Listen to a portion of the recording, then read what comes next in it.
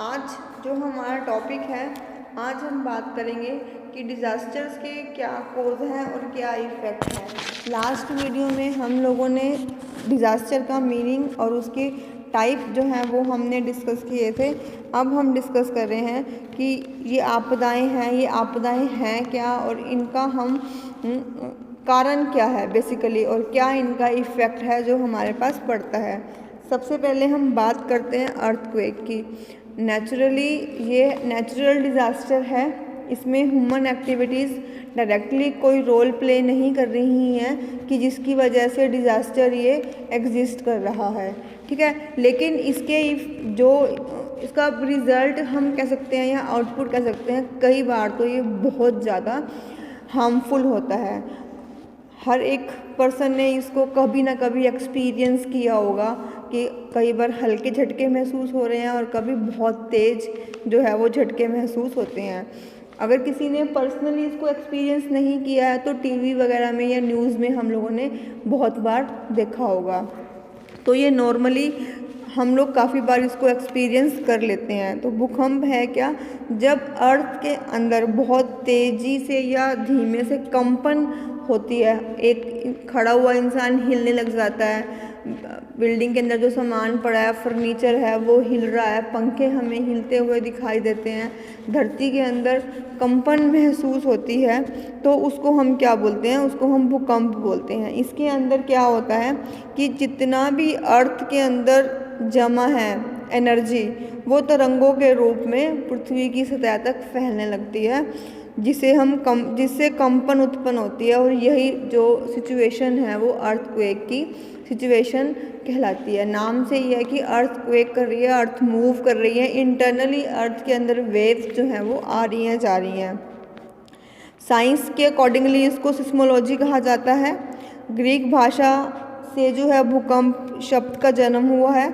भूकंप की जो इसकी मेज़रमेंट है, रिक्टर स्केल पे हम इसको मेज़र करते हैं।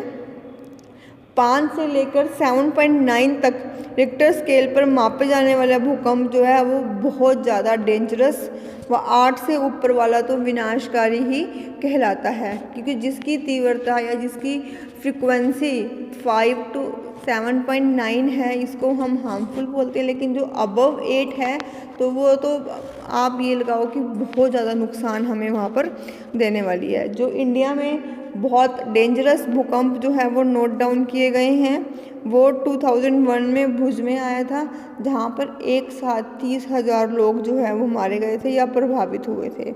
सेकंड है लातूर में, महाराष्ट्र में आया था 1993 में। यहाँ पे मोर देन 10,000 पर्सन्स जो हैं वहाँ पर, और बहुत ज़्यादा जान और माल का नुकसान हुआ था। उसके बाद जब समुंदर में अर्थक्वेक आएगा तो उसको हम सुनामी का नाम दे देते हैं, क्योंकि वहाँ पर तरंगे अपना बहुत जाइंट वेव्स जो हैं आएंगी, तो वहाँ पर वो पानी की हेल्प से नुकसान होगा, उसको हम साइक्लोन का नाम या सुनामी का नाम हम दे देते हैं।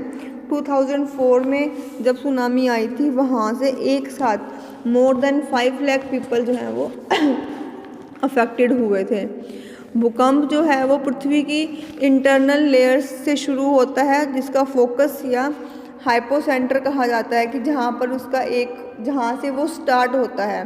हाइपोसेंटर से लम तक धरती की सतह वाले स्थान को एपिसेंटर कहा जाता है। इसके बहुत सारे रीजंस हो सकते हैं, जैसे गहरे खनन द्वारा भूमिगत जल का बहाव हो सकता है, कोई ज्वालामुखी विस्फोट हो सकता है, या लैंड के अंदर ही टेक्टोनिक प्लेट की हलचल के कारण भी जो है भूकंप जो हम महसूस कर सकते हैं।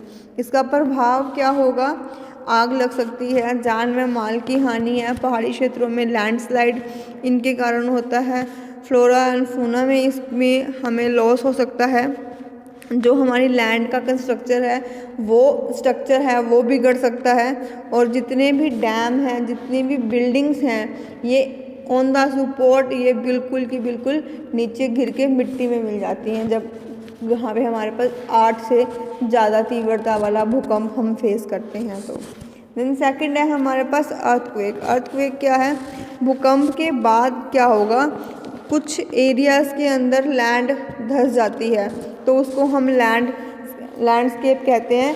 तो इसका हमें यहाँ पे कुछ मैनेजमेंट करनी पड़ती है कि अगर हमें पहले से ही मालूम है कि कहीं पर भूकंप आने वाला है तो हम वहाँ पर पहले से ही हम उसको मेज़र कर सकते हैं कि जितना भी भूकंप का एरिया है उसको हम खाली करवा सकते हैं।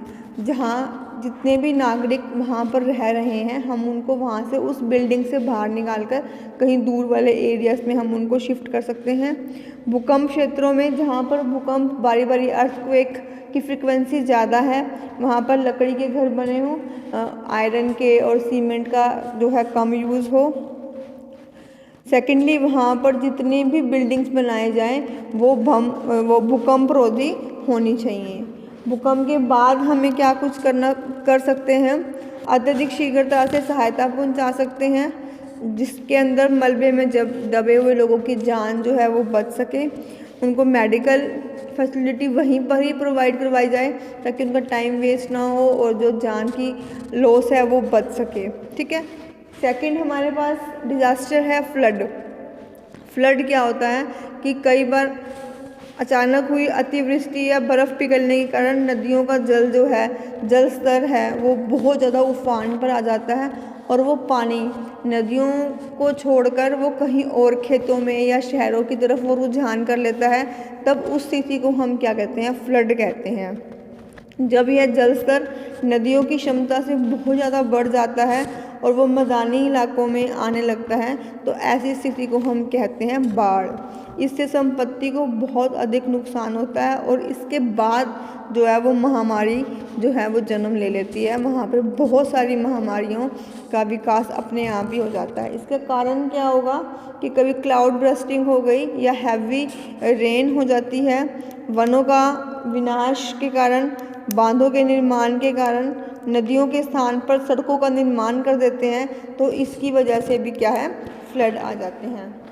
नदियों की नियमित सफाई न हो पाना ताकि जो पानी का फ्लो है वो कहीं ना कहीं रुक जाता है जिसकी वजह से जो वो पानी है वो मैदानी इलाकों पर आ जाता है।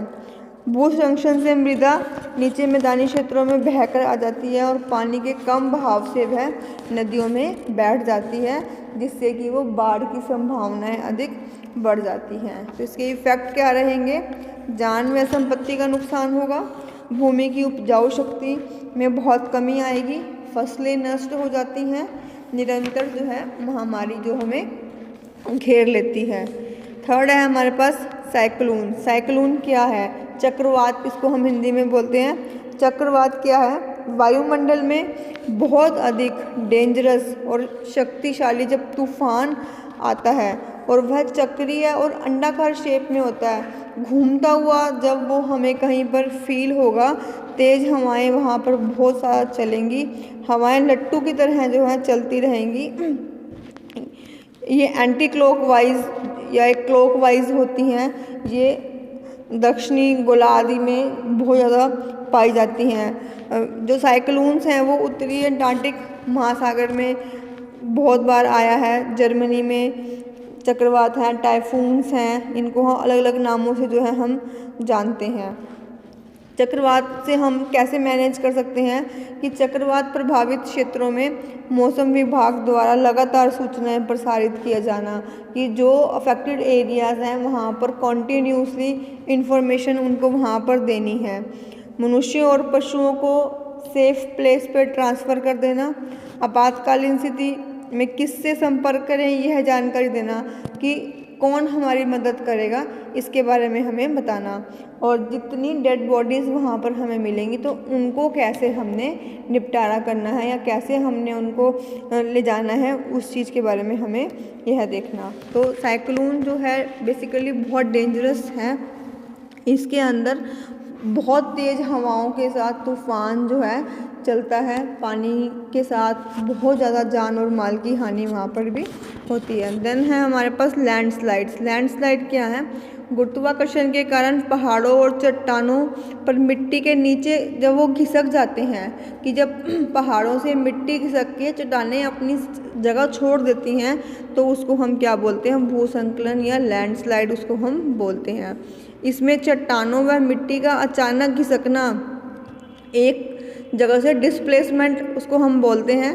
वृक्षों की जड़ें जो हैं वो चट्टानों को खिसकने से रोकती हैं, वह जल द्वारा निरंतर होने वाले अपरदन की दर में भी कमी करती हैं। तो इसके क्या कारण हैं? भूकंप इसका कारण है, चट्टानों में निरंतर हलचल इसका कारण है, अवसादों में जल की अधिकता इसका कारण है, और पहाड़ों पर सड़क व आवास निर्माण कि हम लोग पहाड़ों को काट काट कर वहाँ पर बिल्डिंग्स और कुछ एरियाज़ को हम कैप्चर करते जा रहे हैं, तो ये इसका मेन रीज़न है।